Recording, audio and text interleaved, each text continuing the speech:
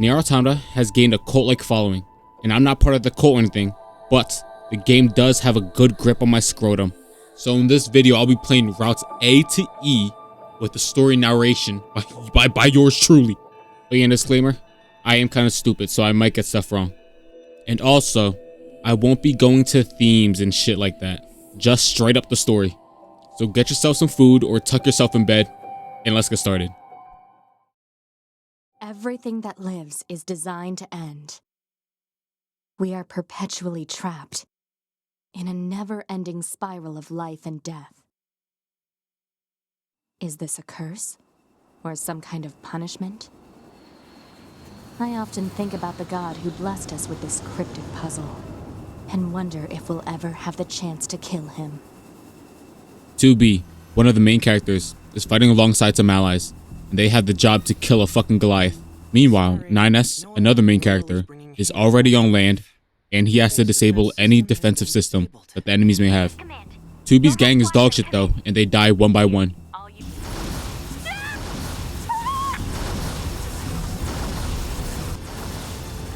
She asks Command what to do, and they tell her to meet up with 9S. But while trying to meet up with him, her flight unit gets destroyed. Heavy damage to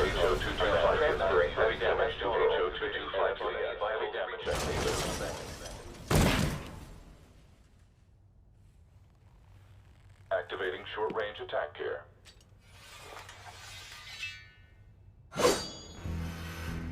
Multiple enemy units confirmed. I'm aware of that. While making it through the factory, she kills every machine she runs into, until she gets ambushed by a machine saw blade thingy. But in the corner of 2B's eye, there's another android in the distance, and that android is none other than 9S. Firing missiles.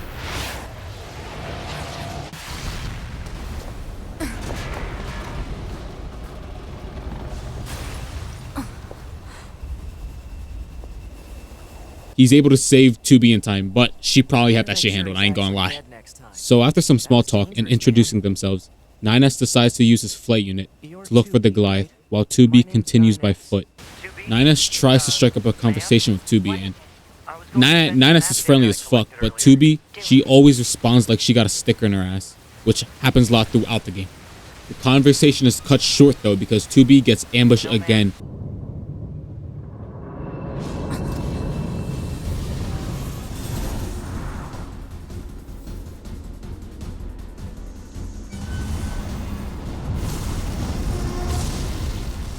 She does her best to survive, but there ain't no way she's destroying that big old thing by herself.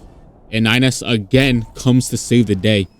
But 2B is stunned by the sheer beauty of 9S and fails to realize that the saw blade is coming to kill her. 9S flies his flight unit straight into the saw blade, saving 2B, but sending himself flying in the process. 9S!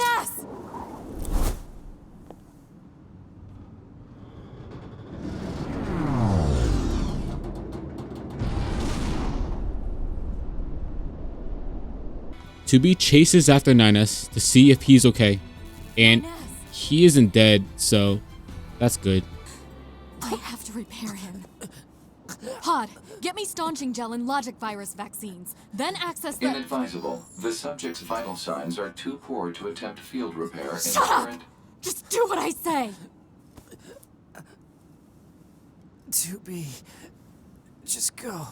You shut up too.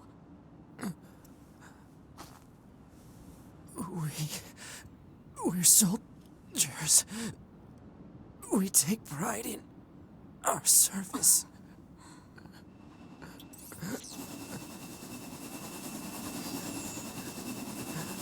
HO-229 Flight Unit. Command 677 received. Usage rights transferred from 9S to 2B. Requesting acknowledgement. Please.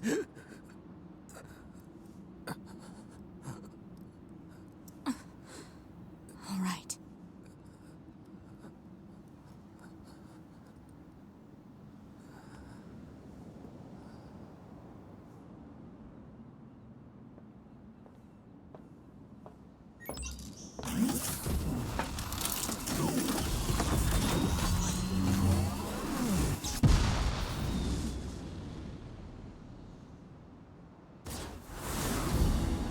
While 2B is fighting the Goliath, 9S in his broken ass state is still able to hack in the Goliath, allowing 2B to rip off one of the Goliath's arm and control it herself.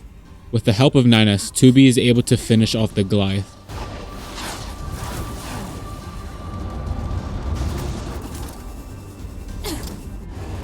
You just die already!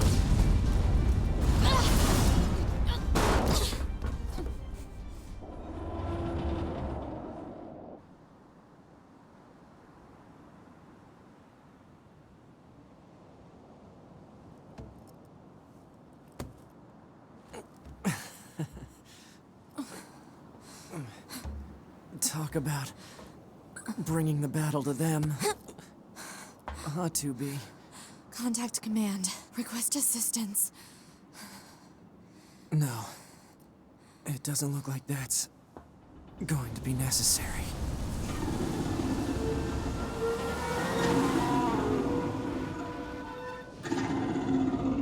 Oh, great.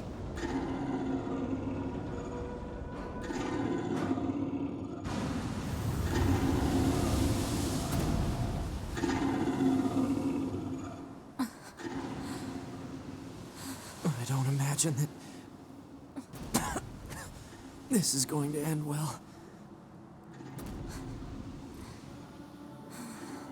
The black box. It's ready. Right.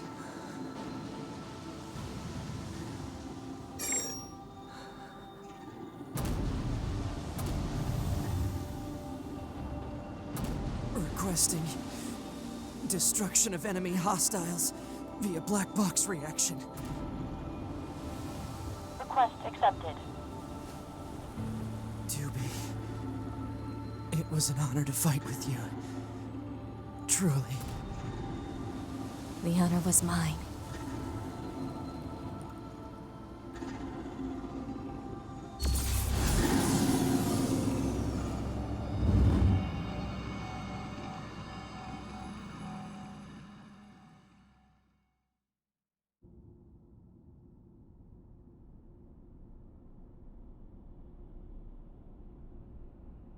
So everyone dies, including 9S and 2B. But don't worry, because they are mass produced.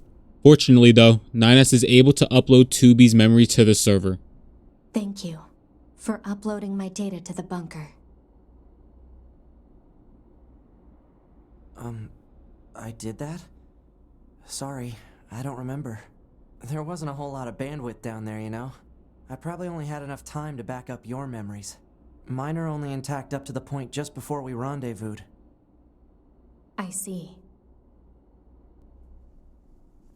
Glory to mankind. Glory to mankind.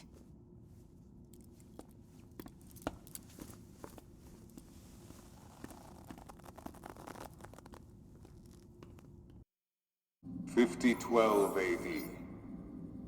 The year mankind's glorious history came to a sudden and abrupt end, when the world was invaded by aliens from beyond the stars. The aliens unleashed a new breed of weapon, machine life forms, that all but annihilated human civilization. The handful of survivors that remained fled from Earth, seeking refuge on the moon. 5204 AD. Humanity launched its counterattack, deploying an army of androids from a network of orbiting bases. But after more than a dozen large-scale descents upon the enemy, we still haven't managed to repel the invaders. That is why you, the Yorha forces, exist. To break this stalemate, once and for all. You are our ultimate weapon, and you must put an end to this war. Understood, sir. I wish you good hunting. Glory to mankind. Glory to mankind. Glory to mankind.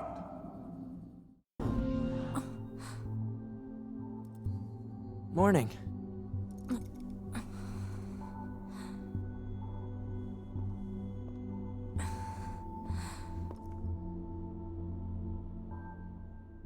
After 9S reboots 2B, they visit the commander as she was calling for them, and she scolds them for nuking each other. But after that, she tells them to go back to Earth and meet up with the Resistance.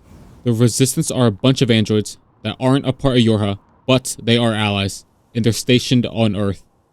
And if y'all missed it, Yorha is the group that 2B and 9S is a part of. And every white-haired android is probably a part of Yorha as well. Once 9S and 2B reach the Resistance camp, they meet with the leader Anemone. They get acquainted with her and everybody else. But Anemone tells 2B and 9S that there are a lot of machines appearing in the desert, and she asks us to go over there and check it out. On the way there, they meet with a woman named Jackass, and she blows up a gate, allowing 9S and 2B to go deeper into the desert.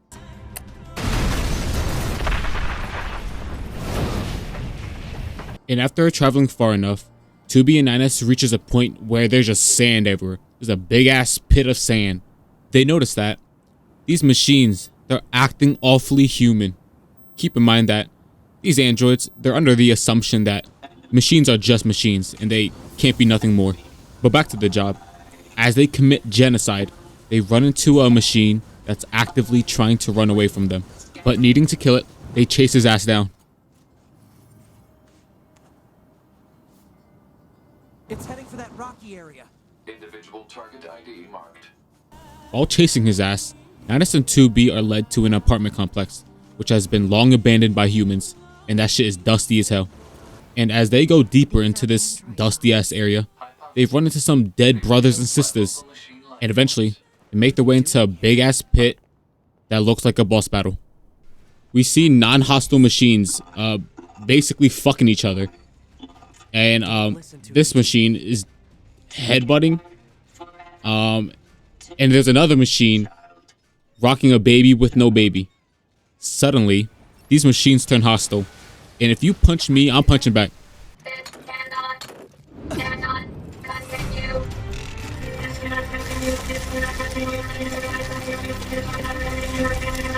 What happened? Could they all be broken?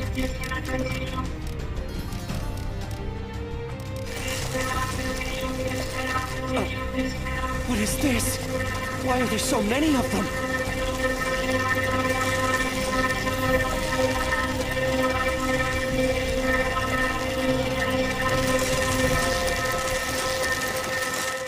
How did this happen?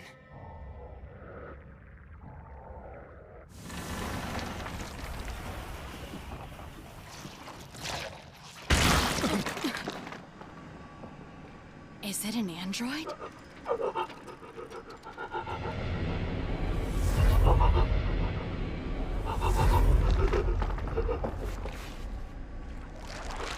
So now it's a boss fight, and it's a naked man. 9S and 2B attacks this bitch, but he isn't attacking back. He's just standing there.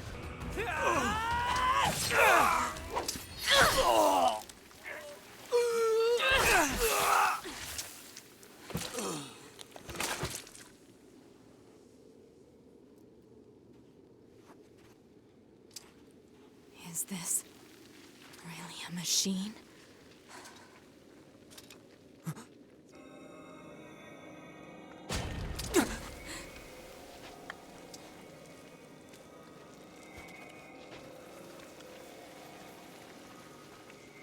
Damn it, not another one.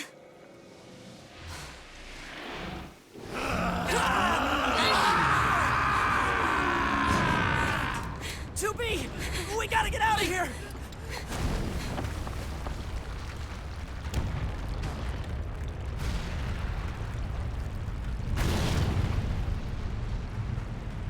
So now the whole place is falling apart. And 9S and 2B, they got a fucking dip. And once they're out and have 4G connection, they report back to command because they don't know what the hell they just saw. But without anything to do, they head back to the resistance camp to resupply and check up on themselves. They both get offered a room with beds by Anemone. And I don't know why, because they're androids, but I'll take it. But once they wake up, they get a notification from the commander telling them that they lost contact with multiple android units, and she gives us a job to find them because we're the only androids on payroll. The cords that command sent to 9S and 2B led them to an amusement park, and they notice that these machines, they're not hostile at all. They're just throwing confetti everywhere. Going deeper into the park, they run into a tank that's being controlled by machines. Now apparently, you don't gotta kill the tank, but 9S said to kill it, so I killed it. But after killing the tank, 9S and 2B got nowhere to go. So what they do is, they take the roller coaster to go deeper into the amusement park. Then from the top ropes, 9S and 2B jump down into a theater where the androids are located at.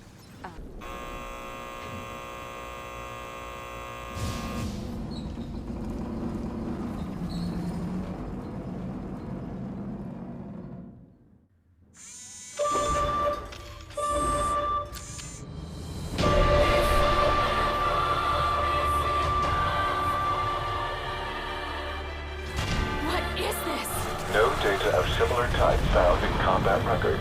A mutated unit! Little did they know that on stage would be a dangerous songstress wanting to kill them. And as this video isn't over yet, you can assume that 9S and 2B won.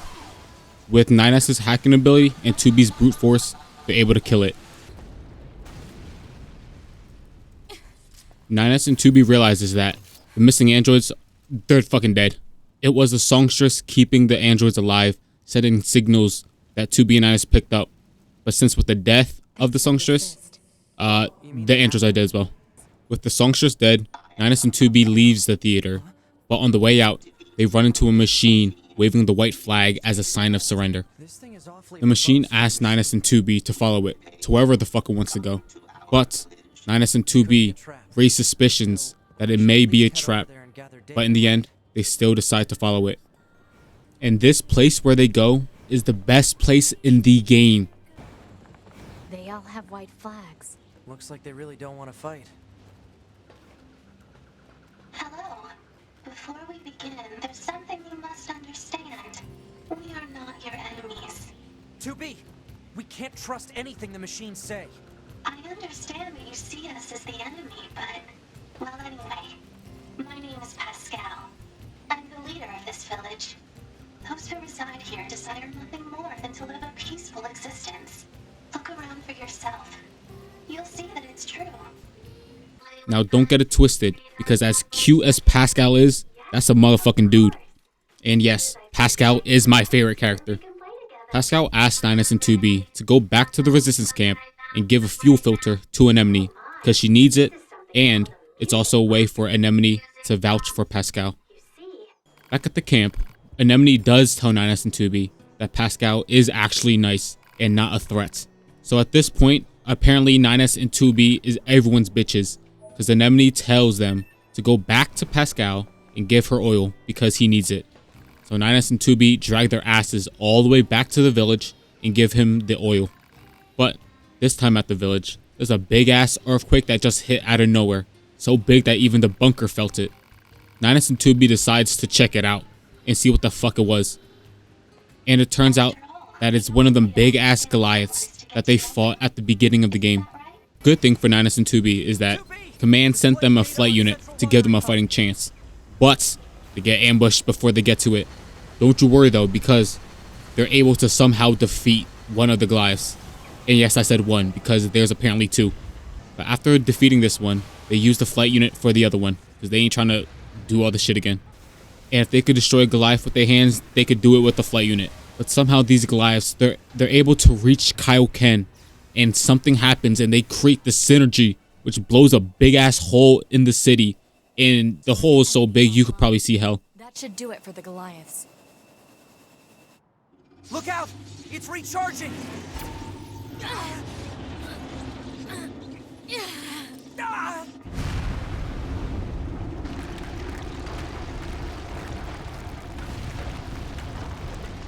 Enemy vibrations are growing in intensity. It's resonating in tandem with the area beneath the combat zone.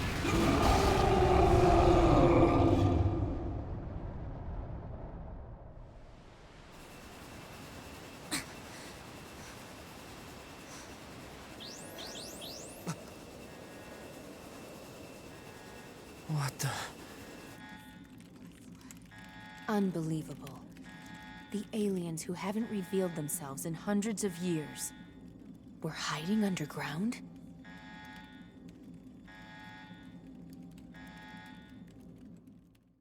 Now, I don't know if I mentioned this before, but when she mentioned aliens, aliens are basically the creators of machines, and the creator of androids are humans. So it's a machine versus androids and aliens versus human. And as Command see this as an opportunity to end the war finally, she sends all Yorha units, aka 2B and 9S, to check it out.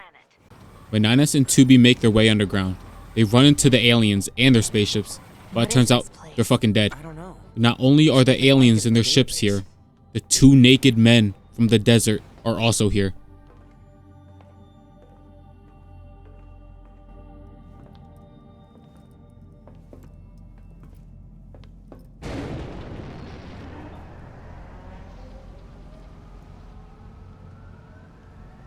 Are they dead?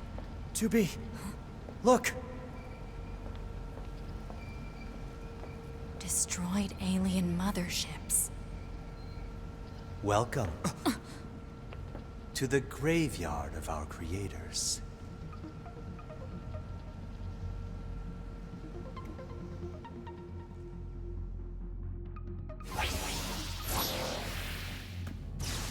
You. 2B! Aren't you quite the pair? Perhaps we can discuss our current situation. My name is Adam. The aliens you seek are no longer here. They were wiped out centuries ago. By us, the machines. Wiped out? And who knows? Perhaps we'll wipe out the androids next. Machines are weapons capable of evolution. We can grow. We can become aware. Eventually, the intelligence within our network began to surpass that of our creators. You'd probably be surprised at how quickly it happened. You destroyed your own creators? Oh, there's no need to fret about them. They were simple, infantile, almost like plants, I guess you'd say. They held no value to us, but the humans on the moon, now they are interesting. Why them? Because they are an enigma. They killed uncountable numbers of their own kind, and yet loved in equal measure. It's fascinating, don't you think? What could possibly drive such behavior? We have dedicated ourselves to unraveling this riddle of humanity. And now we will allow you to assist us. You were made in their image, after all. Assist you with what? It's simple. We need you to locate the humans on the moon and bring them to us. We will then dissect and analyze them in order to drag their secrets forth into the light. Surely you see the attraction in this. Are you insane? We'd never do that! Can you believe this, 2B? This guy's bonkers. Well, I suppose this concludes negotiations. The only remaining option is to destroy you. The same way we destroyed these pathetic little aliens.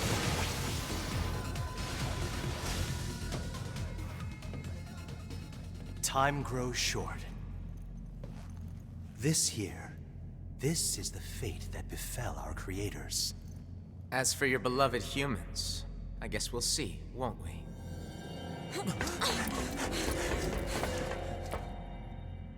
They're gone.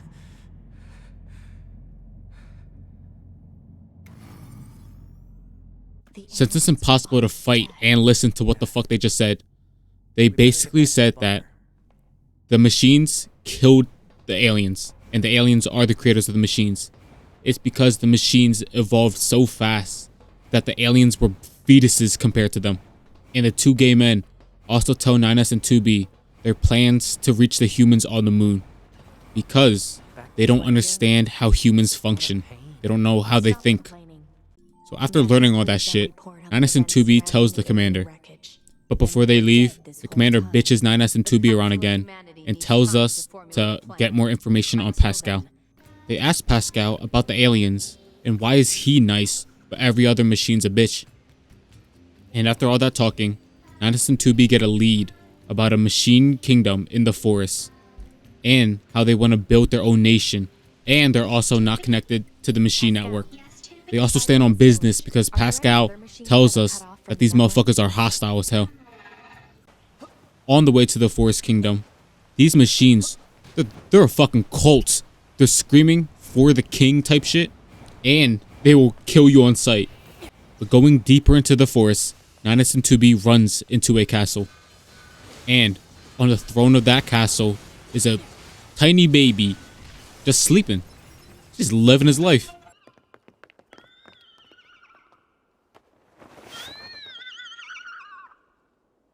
Is that...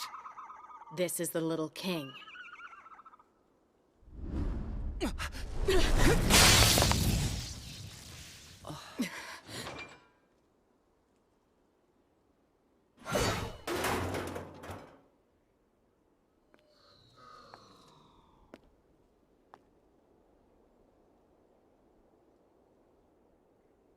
2B, that's an android! That means that's the intruder who destroyed the kingdom. What do you think you're doing?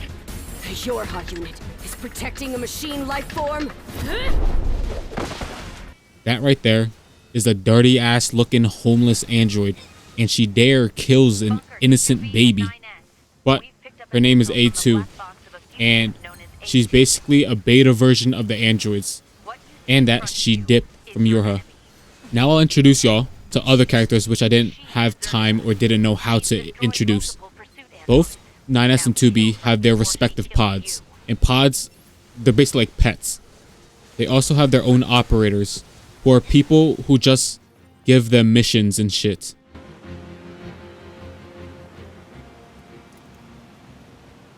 Why? Why did you betray us? Command is the one that betrayed you.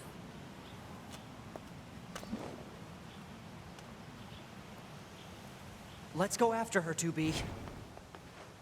The commander tells 9S and 2B that they should be careful of A2 because she's a Hitler-level threat. 9S, curious about A2, suggests to 2B that they should go to Pascal's village to see if he knows anything about A2.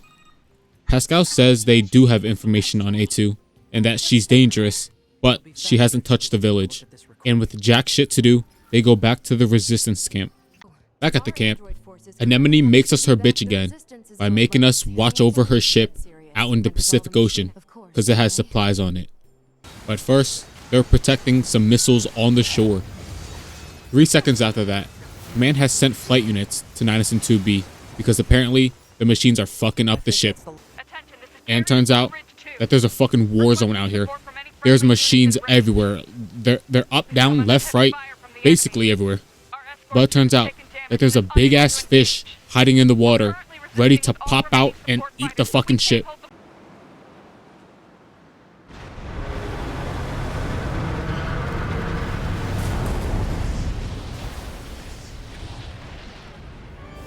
Well, that's new.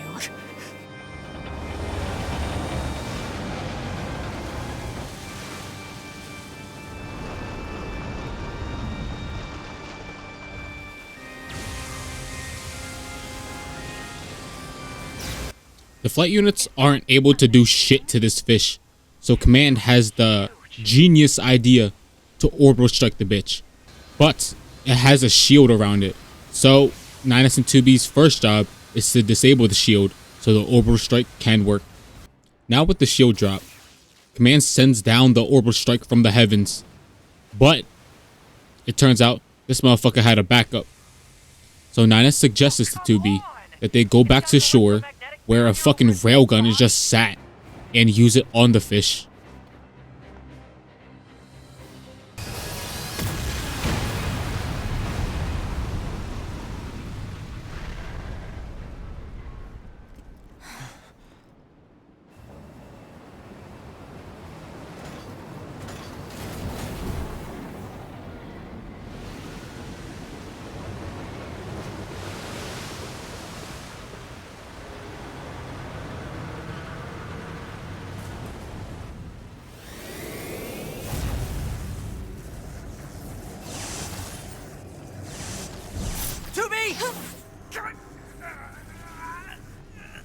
We gotta bail, 2B. This is bad.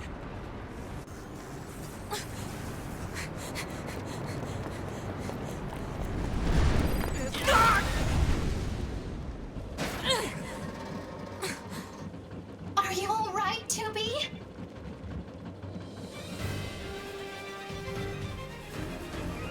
That's why I love Pascal so much. This motherfucker's goated. Pascal goes on about saying how the fish was used to kill androids, but it went berserk, so now the machines buried it underwater. But again, 9S has another plan. But 2B needs to keep the fish distracted in order for the plan to work. While 2B disables another shield, 9S flies all the way back to the shore where the missiles are located. After 2B disables the shield, 9S sends a missile straight into the fish mouth, blowing it up like no other Afghan could have.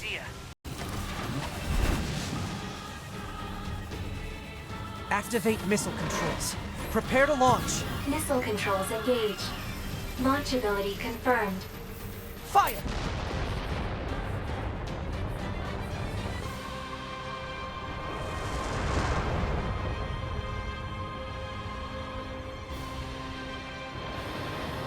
I didn't think this would be so hard to control. Alert. Obstacle ahead. A collision at this speed is not recommended. Well aware, thank you.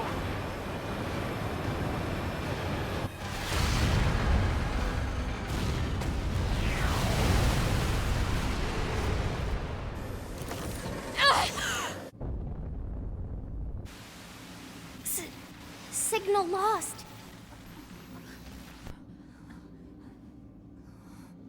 Organize a search and rescue party for the missing Yorha members at once.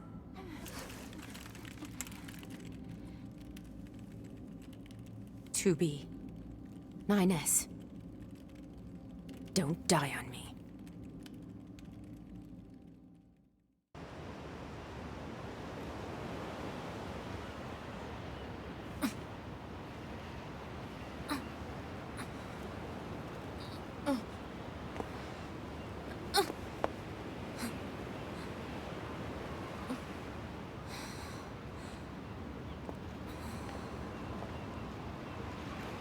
Now 2B and 9S are separated, and 2B don't know where the fuck 9S is at. So she asks Pod to locate him, but it doesn't have the right equipment to do so.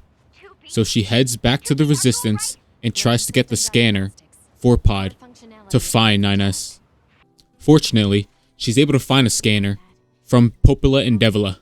And with the scanner, 2B and Pod heads over to where they think 9S is at. They are led to an elevator that is deep underground, and that elevator leads to a city of pure white.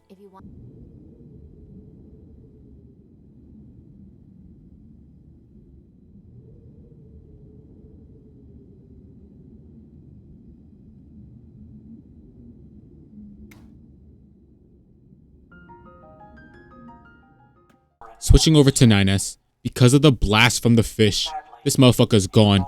His memory is fucked up. His body's fucked up. Yo, he might as well be dead. But trying to save himself, he runs an antivirus on himself, and it kind of works. He's able to think and shit, but his body's still fucked. And with nothing to do, he decides to explore his mind instead. And somehow, he can now hear Adam in his own head.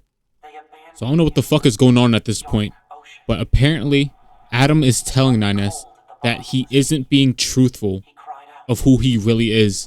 But 9S denies that and says, you're wrong.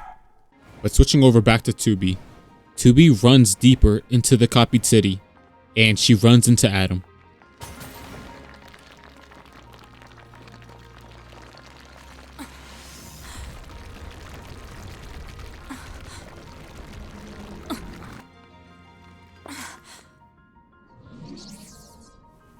Welcome to my beloved city.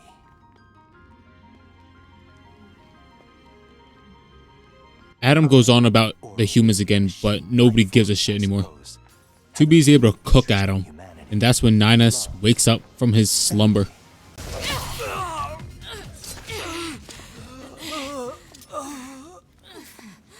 Is this death?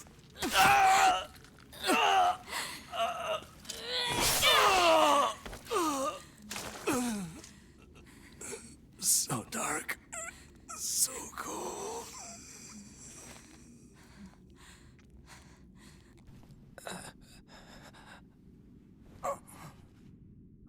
2B.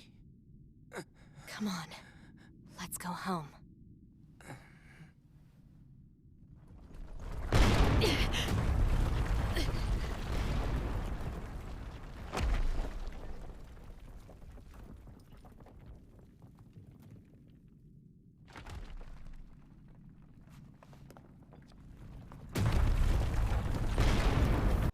Really went through hell.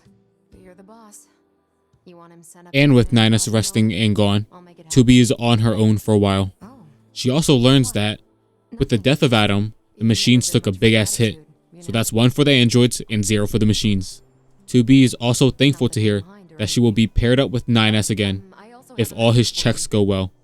But for now, while the commander and 2B wants more answers on the machines, they turn to Pascal again.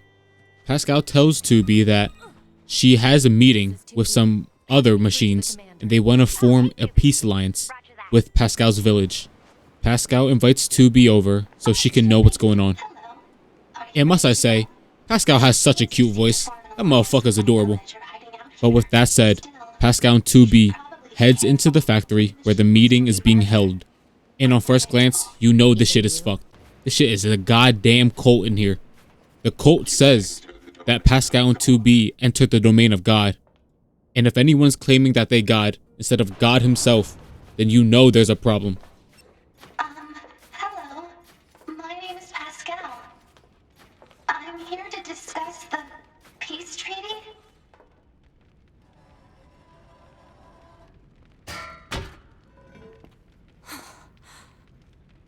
His wondrous grace has become a god.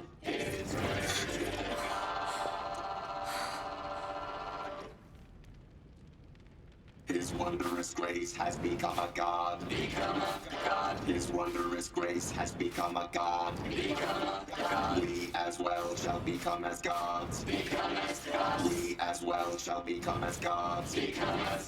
All of you shall become as gods. All of you shall become as gods. All of you shall become as gods. We'll all die together and become as gods. Oh dear.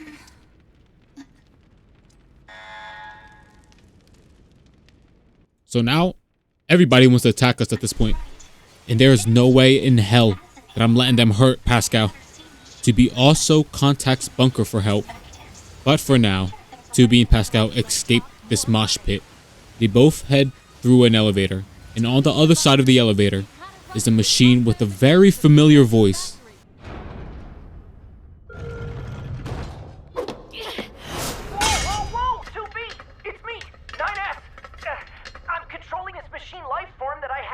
From the bunker.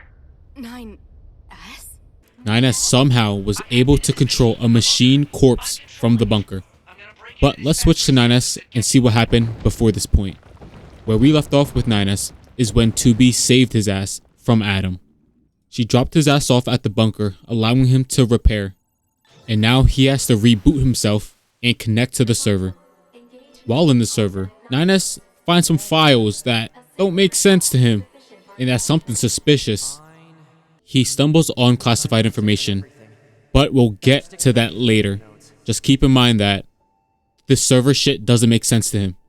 For now, while in the server, he intercepts the request for help from 2B when she was in the mosh pit of machines with Pascal. He finished up syncing with the server and finally wakes up. And from the bunker, he's able to remotely control a machine and meet up with 2B in the factory. So now, both sides are caught up. 2B continues by foot, with Pascal by her side, while 9S leaves the machine body and tries to find an escape route for 2B and Pascal. 2B and Pascal makes their way deeper into the factory. But they come to a bridge, and trying to cross the bridge fucking raises up, and now there's a fucking boss fight.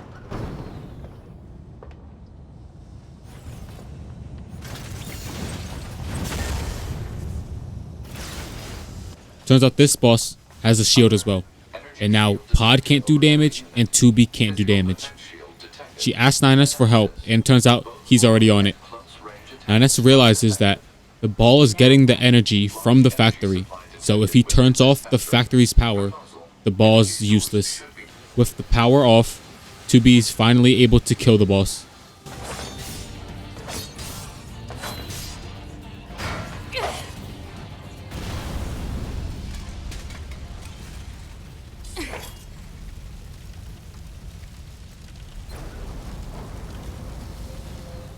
With the help of 9S, 2B and Pascal is able to leave the factory, and soon they both split ways, with Pascal going to his village and 2B going to the Resistance.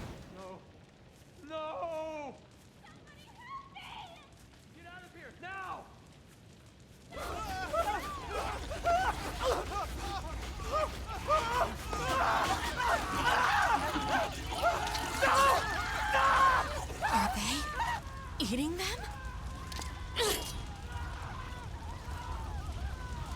So now we learn that the Resistance is useless as shit. They can't protect themselves. Since everybody runs away, 2B, she gotta save the day. After saving the day, Anemone thanks 2B for it. But the conversation is cut short because another big-ass earthquake hits.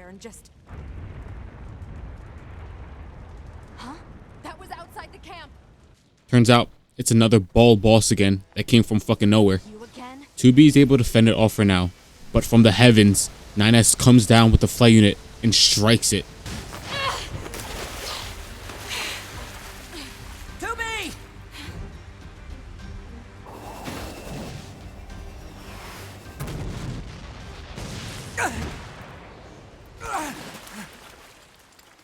You okay? Good thing I landed that direct hit.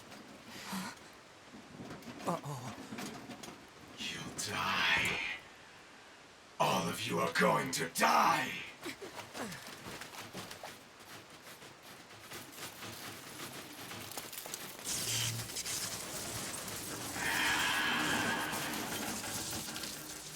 Before we fight Eve, we gotta see what 9S was up to. Last we heard about 9S was how he helped Pascal and 2B escape from the factory from the bunker. But after all that, Commander tells 9S that she wants to have a chat with him. After meeting with the Commander, she tells 9S that she knows that 9S went through the server and snooped around. Before I said we'll get back to what 9S learned on the server, but now is where he lays it out. I found records stating that the Council of Humanity was established as part of Project Yorha, but I'd always heard it was the other way around. So did Yorha actually create the Council of Humanity? Yes. We installed the Council of Humanity's server on the surface of the moon. But that means... mankind no longer exists. In truth, humans never went to the moon at all. Any transmissions received from the moon are just dummy signals we set up in advance. The only thing there is a small bit of data relating to the human genome. But why would you... Humans were already extinct when the aliens attacked. All the details are stored on this memory chip. If you want to look at it, I won't stop you. Wait, you're just giving me this? But why? No one fights without a reason. And we need a god worth dying for.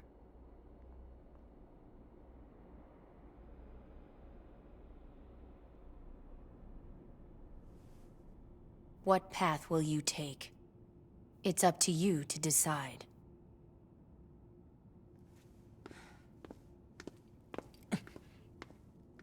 So what he found on the server was how Yorha created the Council of Humanity. Because he always thought it was the other way around.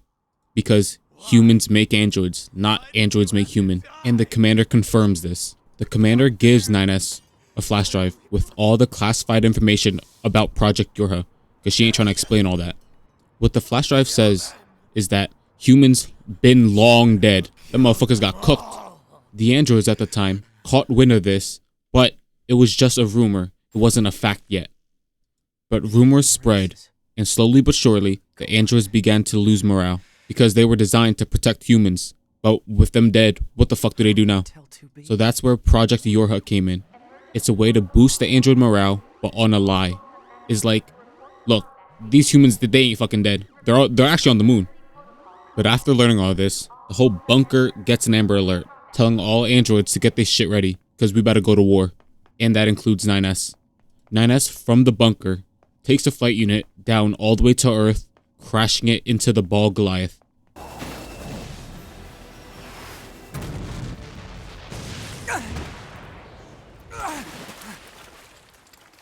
So now 2B and 9S are reunited. But back to the fight with Eve. This motherfucker is basically Magneto. He can control scrap metal, flying it everywhere. And then he creates his own ball boss that we have to kill again. And there's going to be a lot more ball bosses, so don't get confused. 2B and 9S easily defeat this ball boss again. But this is the first phase, as Eve has another bullshit second phase.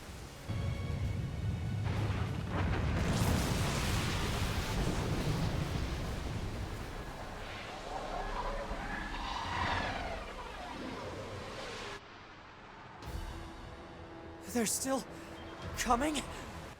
Now 9S and 2B don't know where this ball worm thing goes, but they receive a call from Pascal calling for help. And if you dare threaten my Pascal, I will go in the game files and delete you from the game. 2B and 9S makes their way to Pascal's village to protect them. The outside of his village is riddled with machines, but 9S and 2B takes care of it. Until the ball worm boss comes out, and 9S and 2B, they kill that shit. 2B at this point isn't playing around anymore, and she tells Pod to locate Eve because this motherfucker's doing too much. 9S and 2B intercepts a radio signal from Eve, and it reveals why he's causing this terrorist attack. And as you guessed it, is because 2B killed Adam, and now Eve wants revenge. 9S and 2B meets up with Eve, and he goes reverse Michael Jackson, and now they have to take him down. I know you two feel the same. That this world is utterly meaningless. As far as I'm concerned, my brother was everything. And now, everything must die!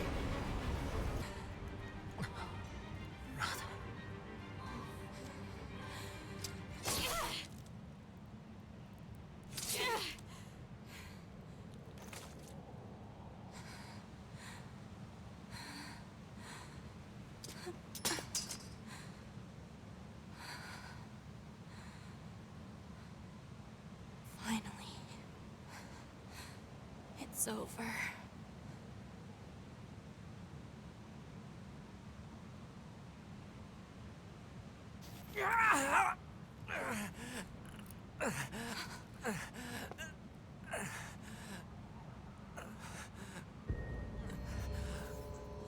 Nines!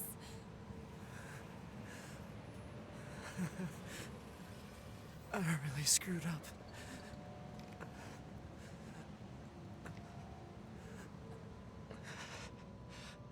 I must have been corrupted when Eve detached from the network. No. It's okay. I can always reload my backup data from the bunker. But you'll lose you. The you that exists at this very moment. Guess so. But we can't upload this corrupted data to the bunker. So... 9S.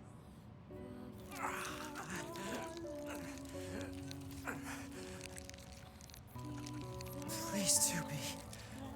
I want you to do this for me.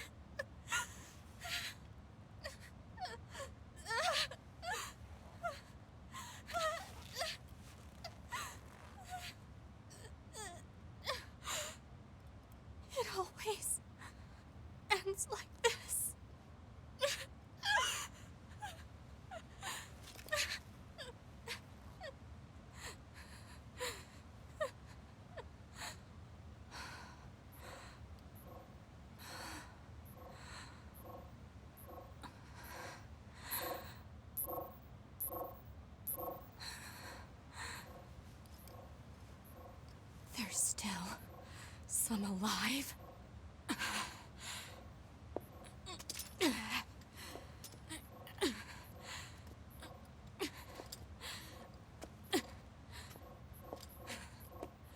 Goddamned machines!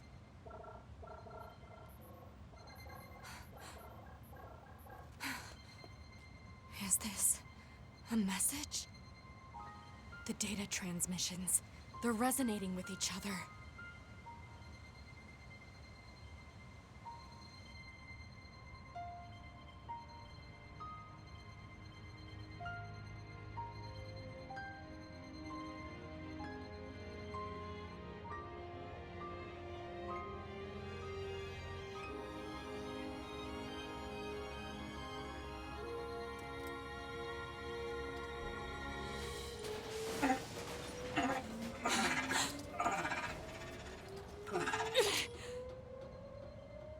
Wait a second, 2B.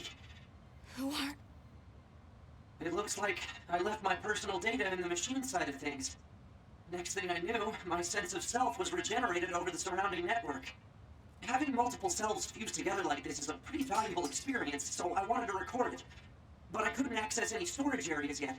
So I just multiplexed it over the memories of some nearby enemies, so that when I returned to my own body, Yes. I'm glad you're okay. Yeah.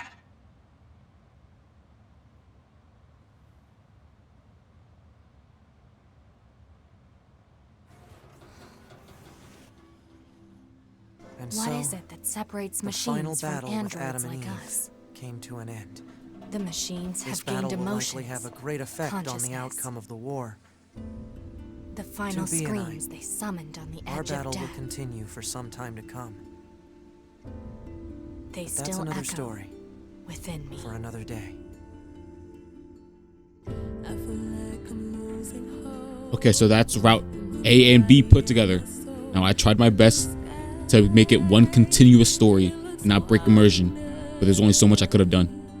Now, Route A and B does have their differences, but it's more like philosophical more than actual story.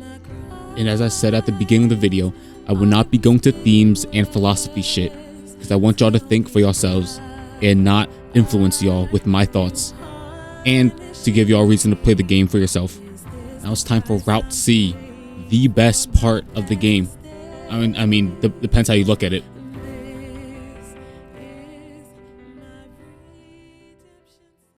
We've confirmed that the network core units known as Adam and Eve have been destroyed.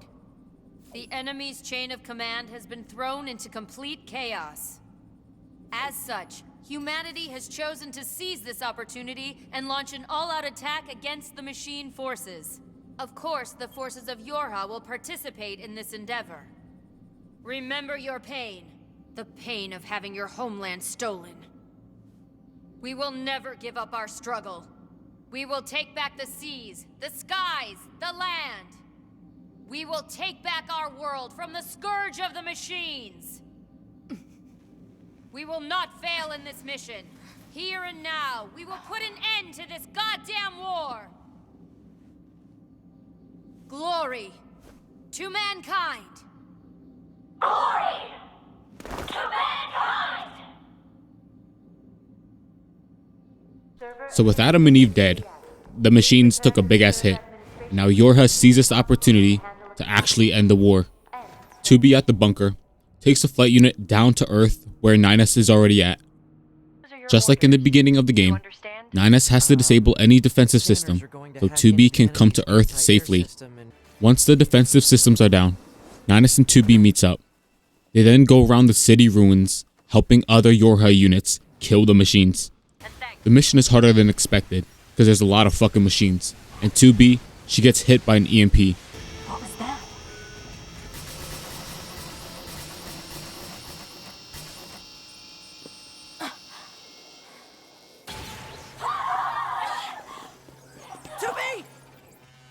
Thankfully, 9S was far away when this happened, and he was able to protect 2B and the other Yorha units from the machines. Little did 9S know that he was going to be in the worst position of his fucking life, because this part is one of two of the most annoying fucking parts of the goddamn game. 9S gets every debuff you could possibly think of. He can't see, he can't run, he can't walk, he can't shoot, he can't attack, he can't breathe, he can't fucking live. On God, I was about to quit at this point of the game. You okay?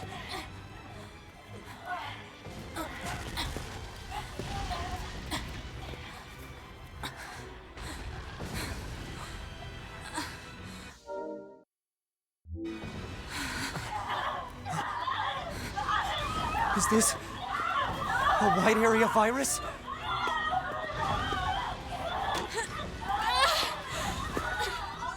To me!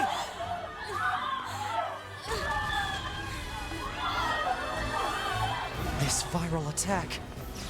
The EMP must have triggered it. I gotta do something. 2B starts tweaking, and 9S's goal is to now protect her, to hack into the bitch and stop whatever is causing this. 2B, you okay?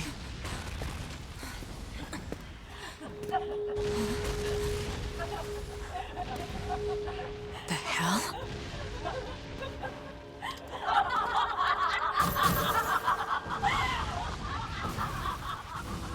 So now the whole squad starts tweaking, but 9S and 2B can't kill the squad because there's a system in place to prevent friendly fire. But 9S hacks 2B, removing her Yorha identity, allowing her to kill the rest of the squad. With everything going to shit, 2B asks Pod to relay all this information back to the bunker.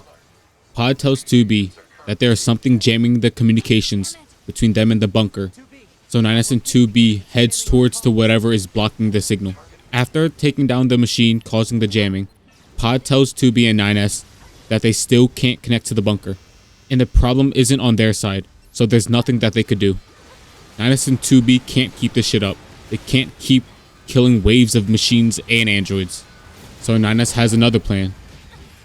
And just like the beginning of the game, his plan is to touch black boxes, causing the nuke.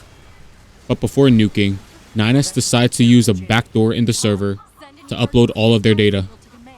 Log data upload complete.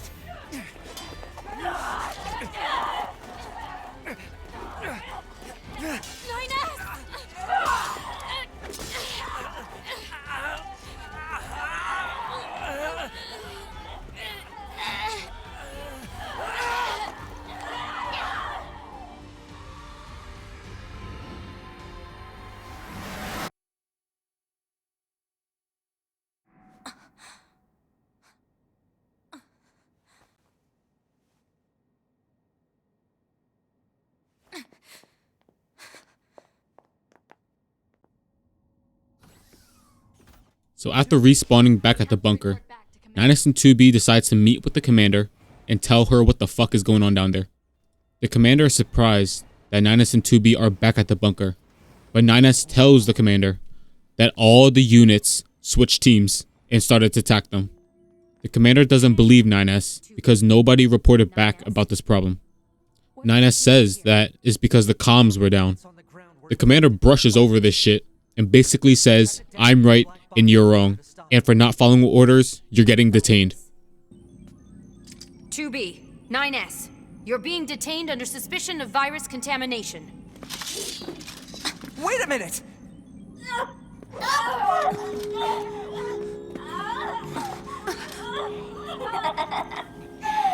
Bingo!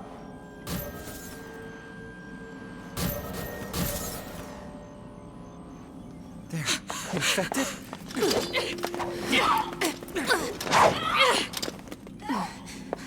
Commander, we have to go.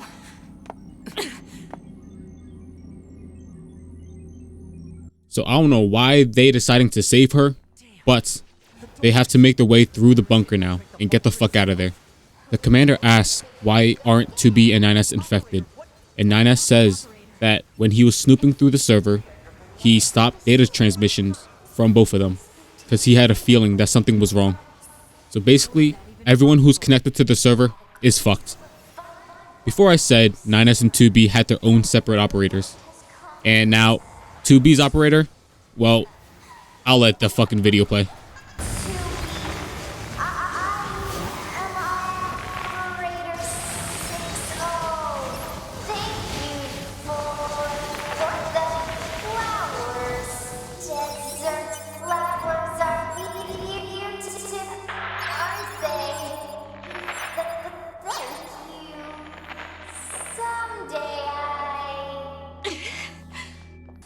Yeah, so she's fucked. But anyways, 9S and 2B, they have to reach the flight units. Commander, hurry! I'm staying here. I can't. Commander! I too was synced up with the server. But 9S can hack into your systems and... There's no time. You two are the last remaining members of Yorha. It's your duty to survive. But Commander... Besides, this is my command. Let me at least fulfill my duty here, to the end. 2B, this place is lost! Commander! Move it, 2B! That's an order!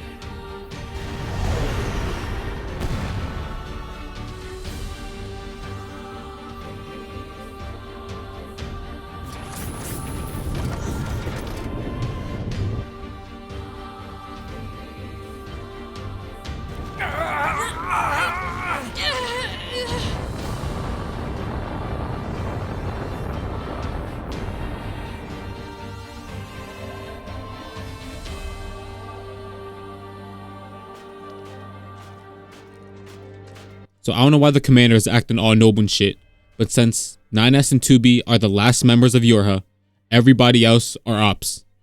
But on the way to Earth, 9S and 2B gets ambushed by corrupted Yorha members, and 2B asks 9S to give her the controls to his flight unit.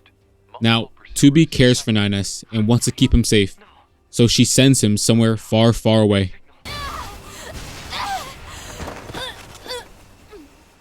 Alert. Multiple enemies confirmed.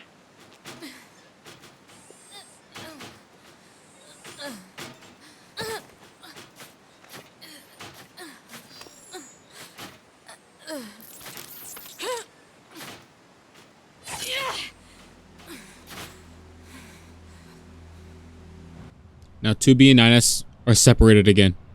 So remember how back then I said how there's two annoying parts to this game? Well, here comes the second one. 2B is somehow infected, and she slowly starts to lose function as she can't run, and eventually she can't see. Pod locates an isolated area, so 2B doesn't spread the virus.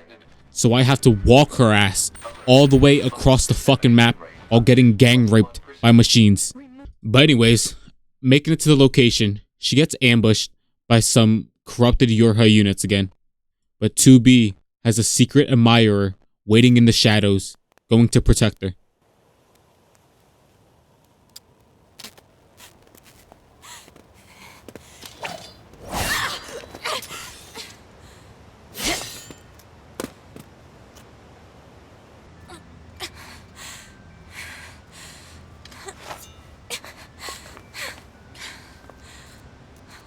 Guess this is it.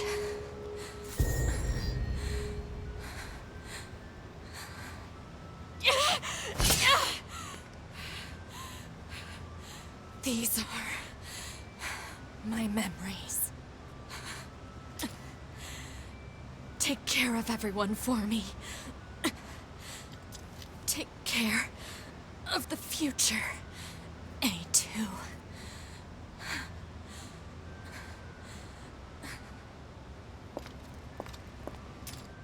Now switching back to 9S, remember that 2B sent him off course, trying to protect him. But now, he's trying to find 2B. And this is the first time, I think, in the game where 9S raises his voice towards Pod. Motherfucker wants to run through an earthquake just to see the girl of his dreams. 2B! 2B! 2B! Are you...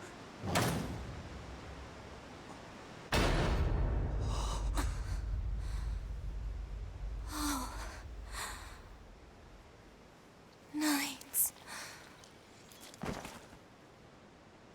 Oh no. 2B. No!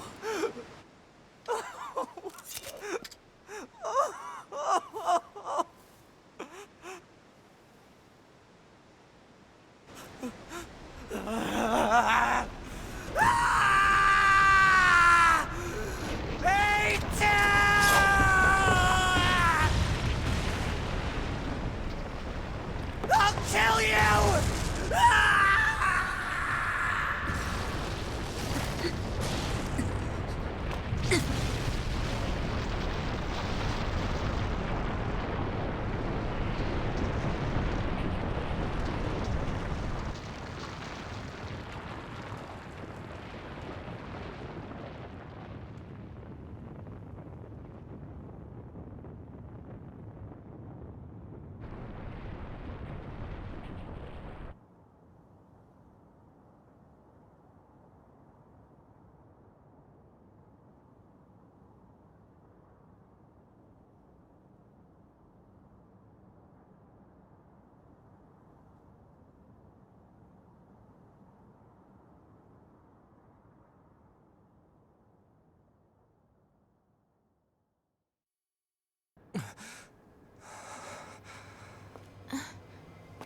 Looks like he's awake, Devila. Morning. Slept well, didn't you, 9S?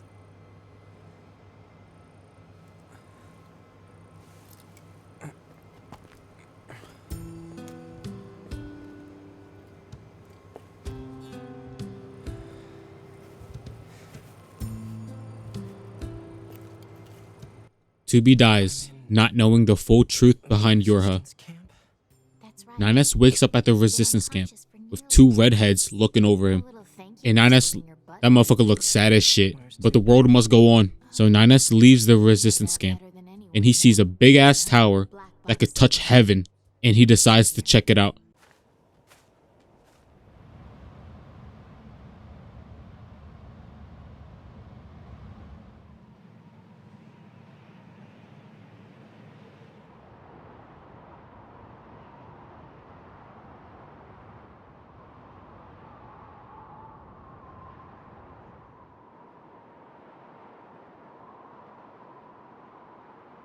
Once he reaches the tower, this motherfucker's denied entry. 9S hears a girl over the loudspeaker telling him that he has to disable the subunits first in order to gain access to the main tower. But this motherfucker's trolling him and he can't even access the subunits. They airdrop 9S locations to 3 recovery units that he first has to go to. And without shit to do, 9S heads over to each one. The first one's located in the forest, so off 9S goes. When 9S gets close enough to the recovery unit, he hears the same girl over the loudspeaker, and she talking about some defensive mode. 9S can still access the recovery unit, but you know some bullshit is about to happen. On the front doorstep of this recovery unit, there's some old-ass ancient text that calls this recovery unit Meat Box. Once inside, 9S fights some machines in an arena, and an elevator is sent down for him to go to the next stage, where he fights more machines. And this is the same shit for every other recovery unit. Once at the top of the recovery unit, 9S sees an arc reactor and is begging for help.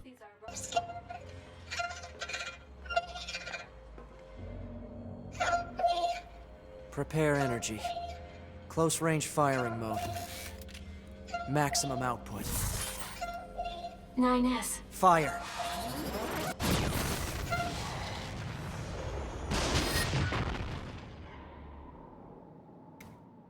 Nines' pod tells 2B's pod, who is now A2's, that 9S's mental is chalked and they should prevent them from meeting because they're gonna fight each other and someone will die. But that's 1 recovery unit down and 2 more to go. Pod even tells 9S that there's something wrong with him and that he should check it out, and he responds with, "Shut the fuck up and find the recovery unit for me." Pod, without anything else to do, locates another recovery unit for 9S. At the second recovery unit, it goes on about activating defense mode again, and this time the front ancient text reads Soulbox. And once again, this recovery unit is the same as the one in the forest. You clear 1 floor, then go to the next until you reach the top. But this one isn't about killing machines. It's about hacking. And bits and pieces of information is revealed of what this big ass tower is. Ninus hypothesized that the tower is a cannon aimed at the human server on the moon. Pod doesn't confirm nor deny if his hypothesis is true. Pod only says that Ninus doesn't have enough information for such a hypothesis. Ninus also learns that the black boxes that the androids have are the same as machine cores. Reaching the top of this recovery unit, Ninus hacks the arc reactor. In this hacking subspace, Ninus sees multiple dead android bodies, along with his memories, and 2B standing in the middle. What's going on here? My body. Those are my memories. But why?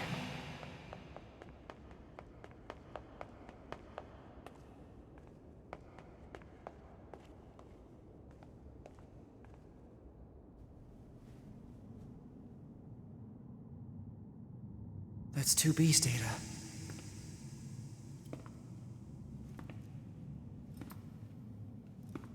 I know these are just memories. But still.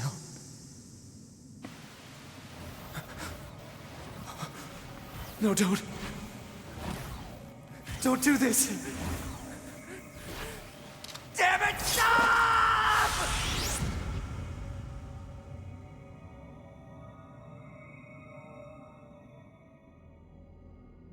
Stay the hell out of my goddamn memories! These belong to me and me alone! Get away from them! Seeing 2B again, after everything that's happened, Ninus gets a moment of relief, even if it's fake, until 2B's data turn hostile, and now he has to kill that bitch.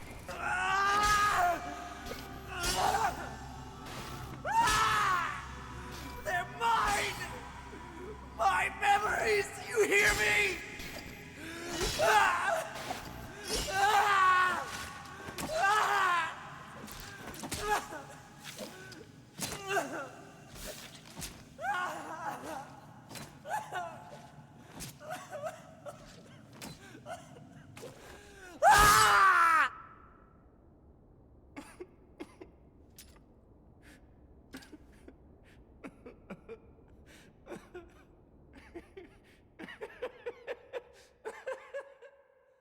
So then, what happened to command? Number 2, go! I can handle... No! Number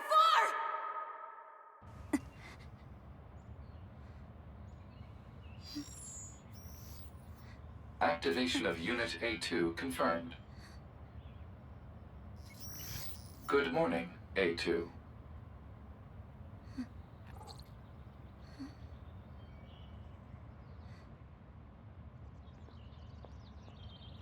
Switching over to A2, last we had heard of her was when she killed 2B, and then the earthquake hit. While Ninus was doing all that shit, A2 wakes up like a bum on the street. She wakes up from a nightmare of her failing to save someone. And I don't know who, but it's safe to assume that she fucking failed. Oh yeah, and this is where Pod reassigns himself to A2. This game is trying to replace 2B with A2, which is a distasteful move, but I don't mind A2. Pod pries on A2 and tells her to state her intentions. She replies with, to kill every damn machine, so Pod just locates the nearest Goliath for A2 to kill.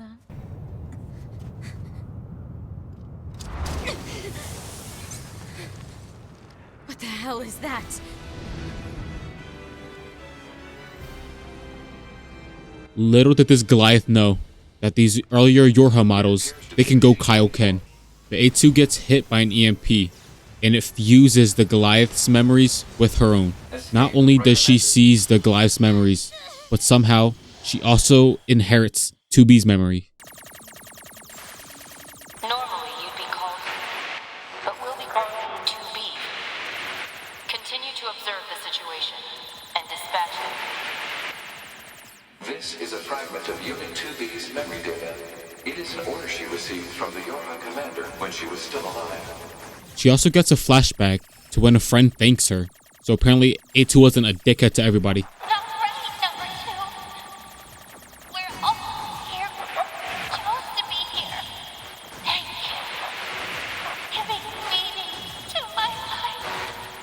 Enough! Memory data recognized as belonging to your high unit A2 for self.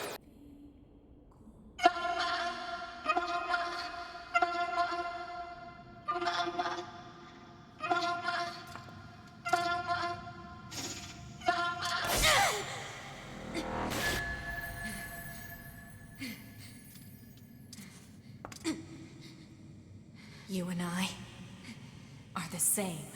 We have no one to help us. We can only cry and scream. Shut up! Just shut up.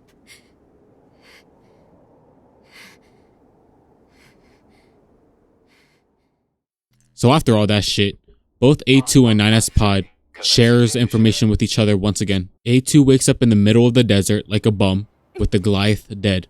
Pod tells A2 that she should change her filter because during the fight, lots of sand entered her body, and that a filter could be found at the Resistance. At the entrance of the camp, A2 runs into my baby Pascal, and there are machines picking on him, and that's a no-no in my world. Thank you so much for saving me. You're a machine too. Wait, please. I have no intention of harming you. My name is Pascal, and while it's true that I am a machine life form, I also detest fighting of any kind. Uh-huh. And machines don't have souls. They're just murder bots with a fancy name. They killed so many of us. And I swore to make them pay. I see. If that will save your soul, then so be it. This is why I love Pascal so much. This motherfucker is willing to die just to make A2 happy. Just shut up and leave before Yo, Pascal, if you're out there, real or fake, I fucking love you. Please have my kids, my life, my everything. I fucking love you so much, Pascal. But back to the story. A2 and Anemone catch up on shit, as they knew each other long ago. After all this talking, Anemone tells A2 that Pascal has filters and that she should visit him. Pod tells Pascal about A2's situation, about how she needs a new filter. And since Pascal is so lovely and so kind, he agrees to help A2. But Pascal doesn't have the material to make the filter. A2 goes out to find the materials for Pascal. And after all this, Pascal finally makes the filter. A2 hates the thought of owing anyone favors, so she tells Pascal if he needs help, then ask her. Pascal tells A2 that there's a bully in the playground messing with the kids, and that she should deal with it. After killing the bitch, Pascal thanks A2 for killing it. Pascal tells A2 that it would be nice for her to look around the village to get to know them better. A2 runs into some children, and they want her to play with them, but she settles with buying them a toy instead. Some other machines want to give Pascal a gift, and they ask A2 to get a book on philosophy for them. So A2 is basically on a mission to build peace with this village by doing the most useless task known to mankind.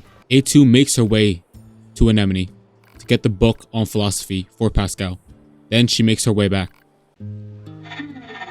Where the state ceaseth, there only commenceth the man who is not superfluous. I see. It seems this Nietzsche was quite the profound thinker. Or perhaps he skipped right past profound and went straight to crazy instead. Oh well, enough of that. I'd best go see the world for myself instead of burying my head in books.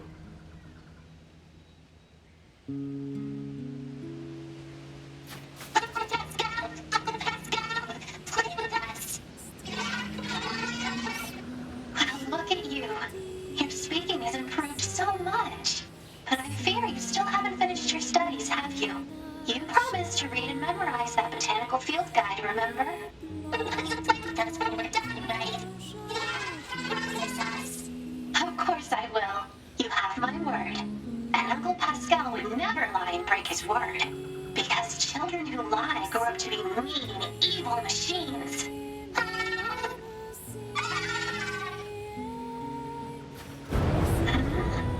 What's that? But before returning to the village, Pascal's village is under attack, and he calls A2 for help. Pascal, you hang in there, my love. I will be there.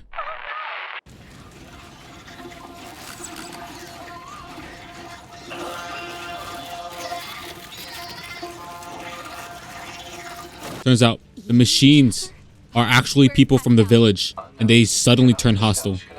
Pascal got all the children to safety, and A2 tells Pascal that he should leave and leave the village to her. After A2 mops the floor with the machines, she calls Pascal and tells him the situation. Pascal tells A2 that the children are safe and that they are holed up in the abandoned factory. A2 decides to meet up with them and see how they're holding up. Pascal thanks A2 for saving the village, and they have a chat about the situation. But Pod interrupts, telling A2 that there are machines on the way.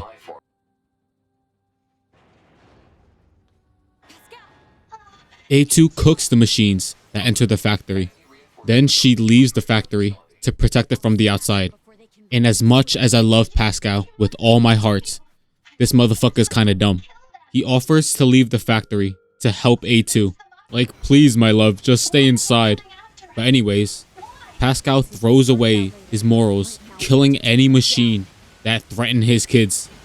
Pascal and A2 fights an endless wave of machines that come from the ocean, the sky, Narnia, fucking everywhere. Pascal has a plan, but A2 needs to hold out for a bit. A2 looks over the horizon and see orbital VSATs, UAVs, advanced UAVs, chopper gunners coming her way. Fear not, A2. I can handle this.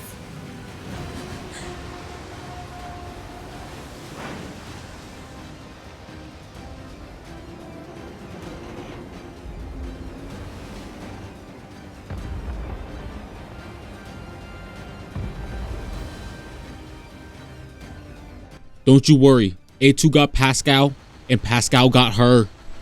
But Pascal, he's kind of going psycho. He kills everything to protect the children. And suspiciously, we get to control Pascal after the fight.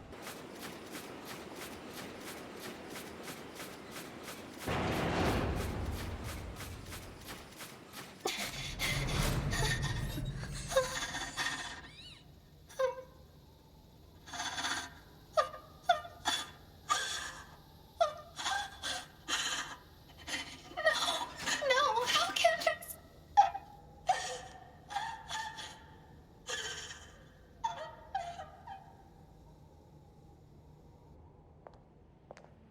Their own cores? They killed themselves. How? How could this happen? Why would they do such a thing? I taught them everything. All my thoughts and emotions. I thought it would serve them well in the future. But instead, How would teaching them lead to something like this? fear. I don't understand. I taught the children what fear is. I felt they had to know so they wouldn't rush heedlessly into danger. But instead, Fear destroyed them. It caused them to take their own lives. if I knew this could happen, I never would have.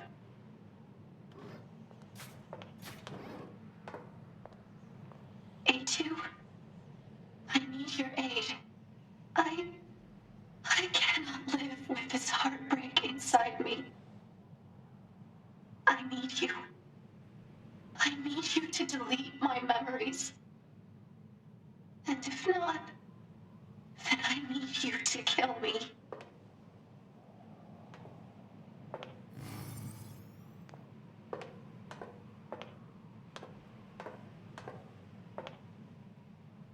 Initiating hacking to cut off memory circuits.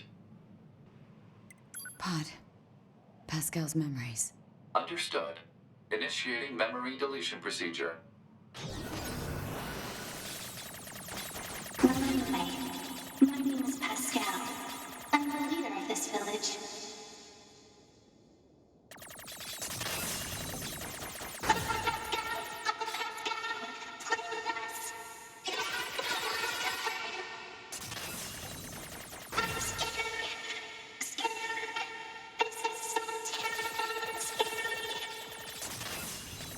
You promised to read and memorize that botanical field guide, remember? That's what we're doing, right?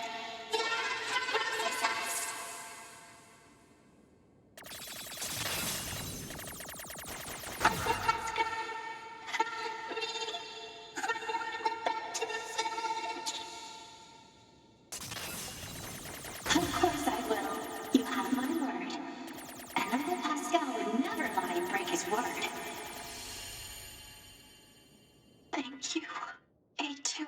Thank you.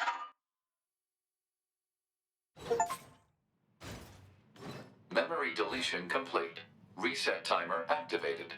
Pascal. Pascal, you might have forgotten about me, but I will never forget you.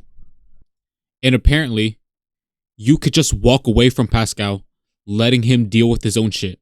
Now, from me to y'all, this is a fuck you if y'all did that shit.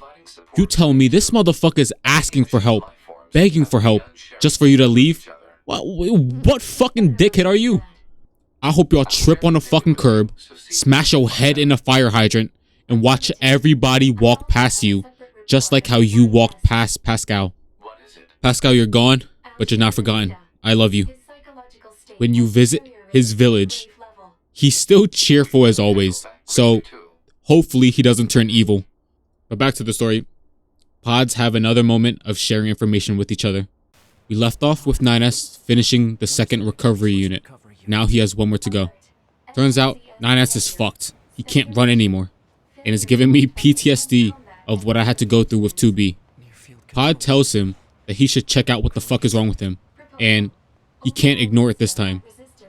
Pod tells 9S to go back to the camp and have the two redheads fix him again. Low-key, the two redheads look mad as hell because 9S just undone all their repairs. But they still help 9S and repairs him with fucking witchcraft. With the repair done, 9S heads off to the last and final recovery unit. Once again, this recovery unit activates defense mode. And on the front door, the ancient text reads God Box. After the whole A2 and Pascal thing, A2 overhears the girl on the loudspeaker, and the girl said, all but one of the locks has been removed. So somebody has been doing these recovery units while A2 was helping out Pascal.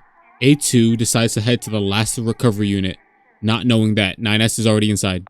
Same like the rest of the recovery units, 9S has to reach the top. But at the top of this recovery unit, 9S sees somebody familiar, and it's his operator, Operator 210. Operator?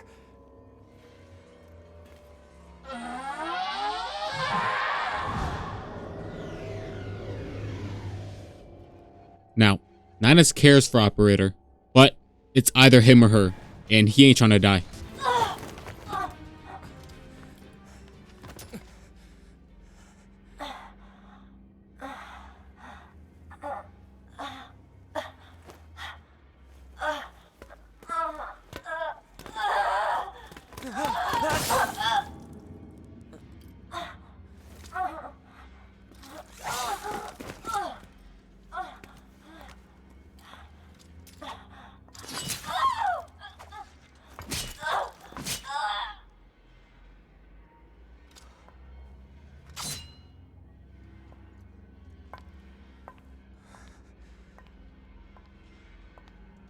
A2. 2B told me. She told me she wanted you to become a good person. You? Don't you dare talk to me about 2B!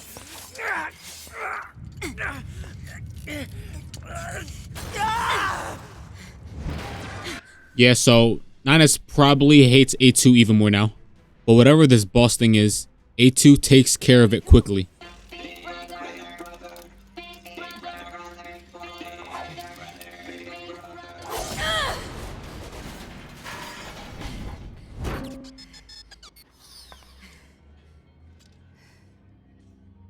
The pods start to question themselves, because this whole time they've been helping 2B, 9S, and A2.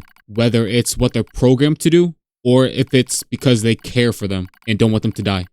So they might have their own conscience, but that's just on the table. And at the end, they tell each other not to die.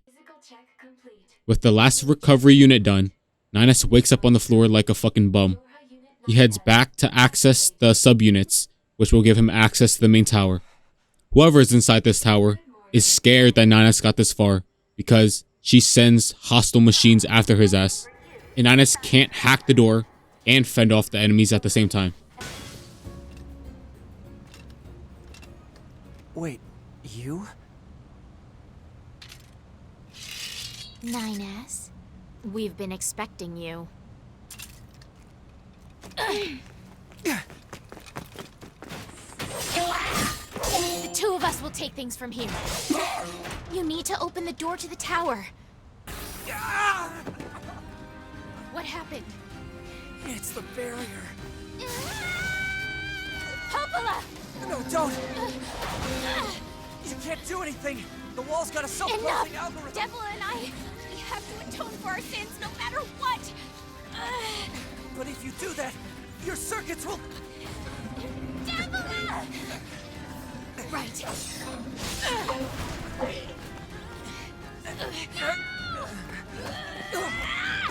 Devila! I hope you don't regret this.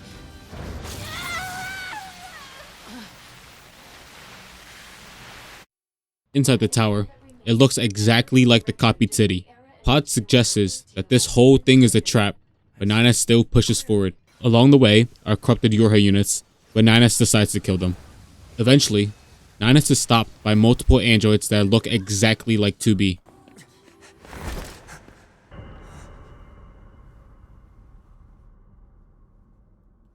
Two B models?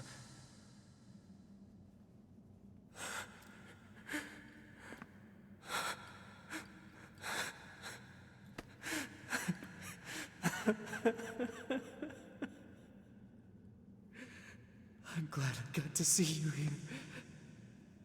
I truly am.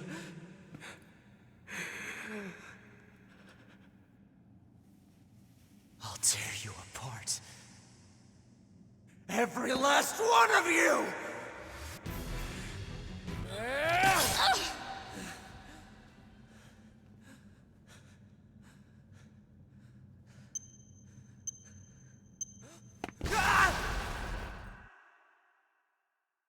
A2, late as hell, heads to the main tower and sees both of the redheads cooked. They also tell her that 9S is already inside. A2 follows suit. Since 9S killed everybody, A2 got an easy job. A2 eventually makes her way into a library. A2 snoops around a bit, and she learns that this library is just a mass storage of knowledge that the machines use. She sees a book about herself and reads it, but she gets ambushed by a bald Goliath again.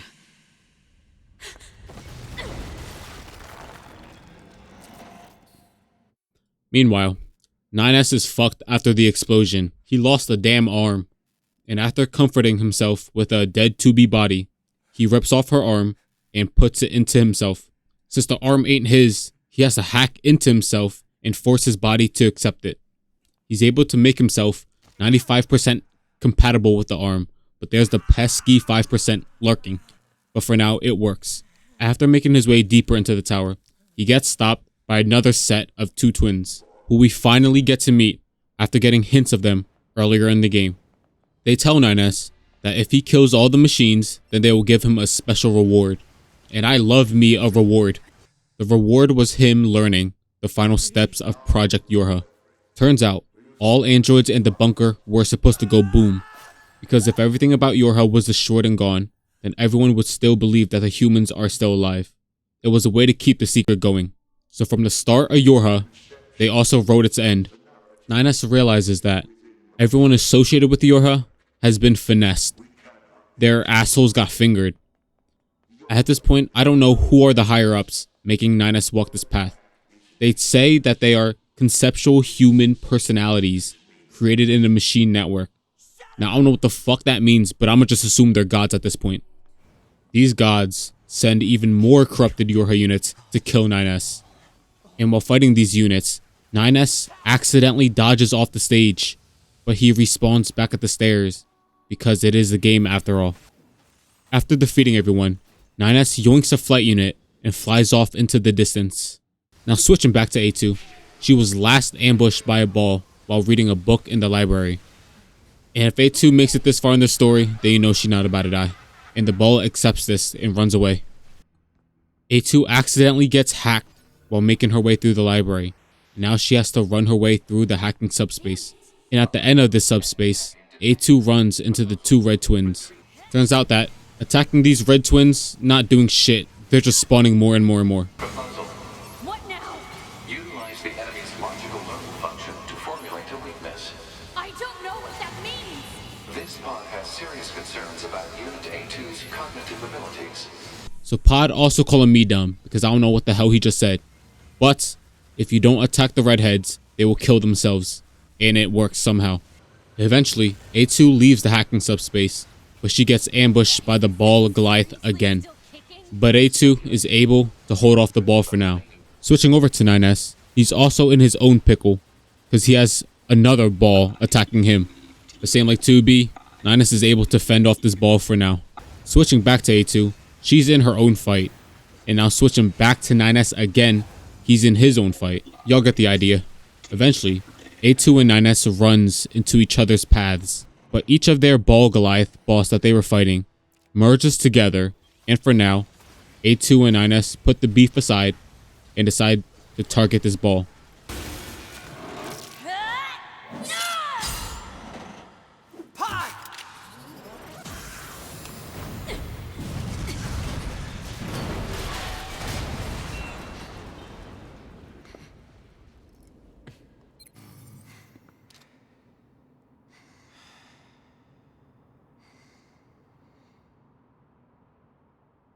This tower is a giant cannon that's aimed at the human server on the moon. If we don't do something, all of humanity's remaining data will be destroyed. So what? None of it matters. Or didn't you know? We aren't required in this world anymore. Humanity is extinct. That moon server you're so worried about was invented to give us androids something to fight for. And Yorha was created to perpetuate the lie. But in order to make sure no one ever learned the truth, we were designed to be killed. They built a back door in the bunker and programmed it to activate after a certain amount of time. The commander, me, 2B, sacrificial lambs. All of us. Isn't that hilarious? Doesn't it make you laugh? 9S, Shut up! You killed 2B. That's all we need to kill each other. 2B hated to keep killing you. It caused her so much pain. The 9S type is a high-end model. They knew you'd discover the truth eventually. But the model designation 2B was just a cover.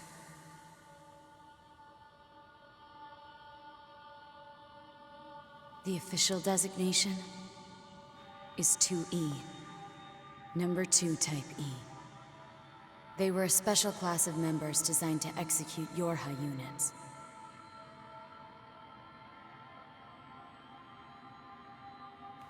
But you knew that, right, 9S?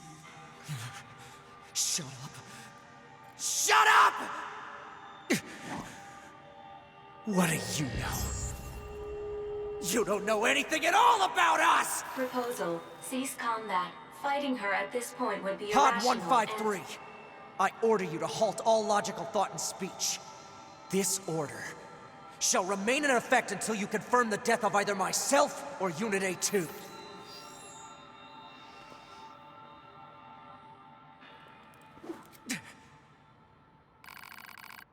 So going over what the fuck they just said, I didn't even know that 2B was constantly killing 9S, or that he knew it himself. And when 9S told Pod to shut the fuck up, that shit was comp as hell, I ain't gonna lie. At this point, fuck the immersion. I will show you both sides, but I did pick A2 sides first, because 9S is tweaking right now. Pod! Hack it! Acknowledged.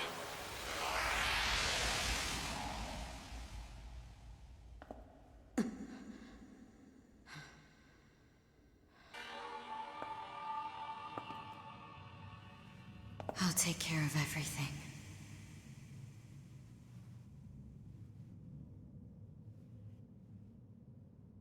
Pod. Take care of 9S.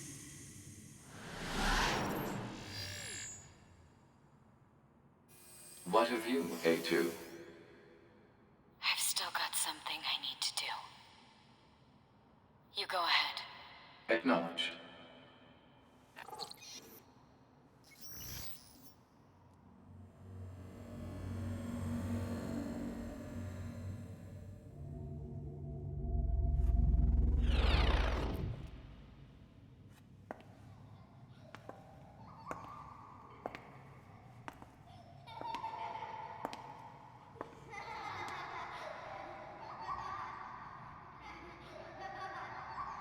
I'm sorry.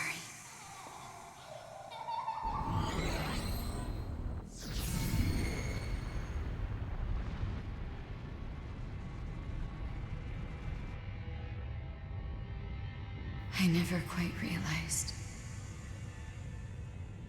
how beautiful this world is. I'm coming, everyone. I'm coming.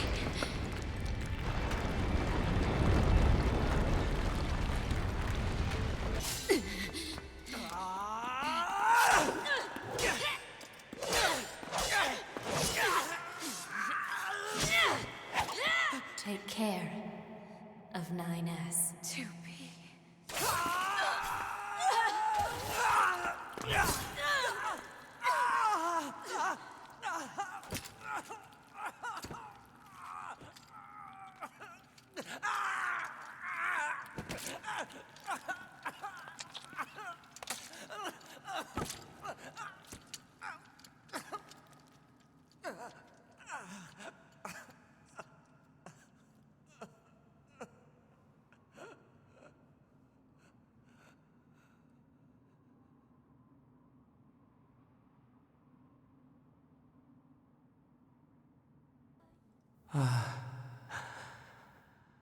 So that's where you were. 2B.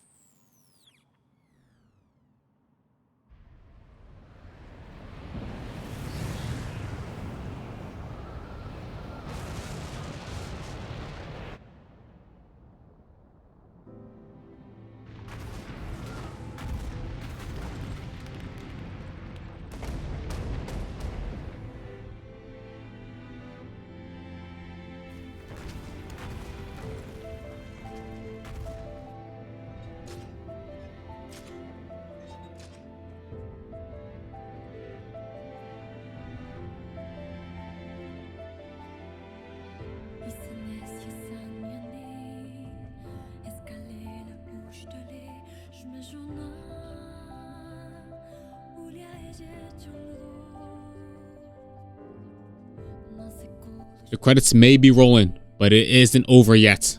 Turns out, these pods do have conscience, and they do like 2B, 9S, and A2. They start salvaging whatever data they have on 2B, 9S, and A2.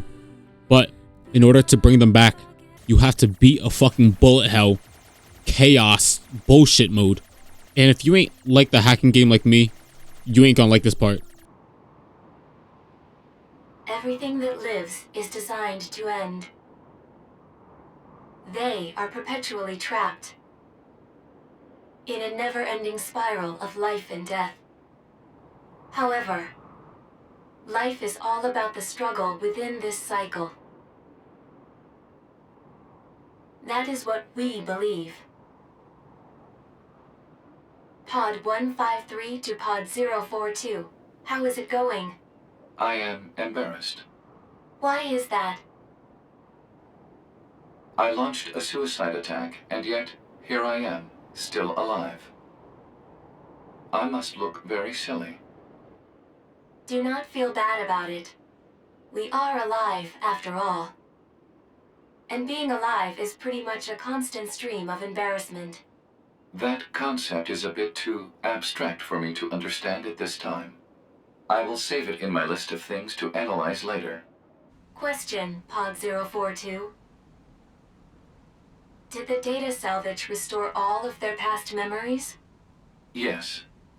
And are those recovered parts of the same design as previous ones? Yes. Then, won't that simply lead us to the same conclusion as before? I cannot deny the possibility. However, the possibility of a different future also exists. A future is not given to you. It is something you must take for yourself.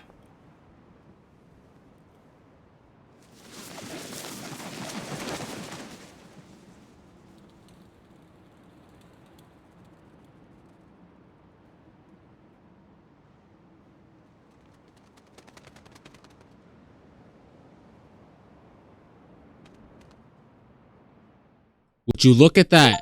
they're back. But anyways, now is review time.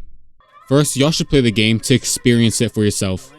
And I know some of y'all Nier fans might hate me for saying this, but for the people who want to play the game, lower your expectations. I mean, the game's been out for like years, so I'm probably talking to like 3 people, but... And don't get me wrong, the game is good, but people hype this shit up like Jesus reincarnated or some shit. For the people who want to play the game, as I said, there are 2 annoying parts. One, when 9S gets hacked. You gotta thug it out. There ain't no way to cheese it. And the second one, when 2B can't run and you have to walk all the way across the fucking map.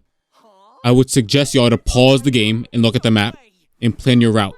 Avoid all enemies, especially the crater in the middle of the map. Also, don't buy the DLC unless you really love the game a lot, because chances are you're going to be done like 90% of the game before you can unlock this sexy ass 2B skin. And I know there's going to be some sweat ass motherfucker that say they got the skin at level 20. Like, okay, we get it. But how long did it take you? Because I know you was doing like 3 damage per hit. Last and final message. Pascal, I will always remember you, even in my dreams. The amount of love for you cannot be expressed with words nor actions. Only God knows how much you mean to me. I love you. But anyways, that's my telling of Nier Automata, with a bunch of holes, and by the end of it, I was probably making shit up. And no, I didn't delete my save file. I worked hard for that shit. I'm not deleting that bitch.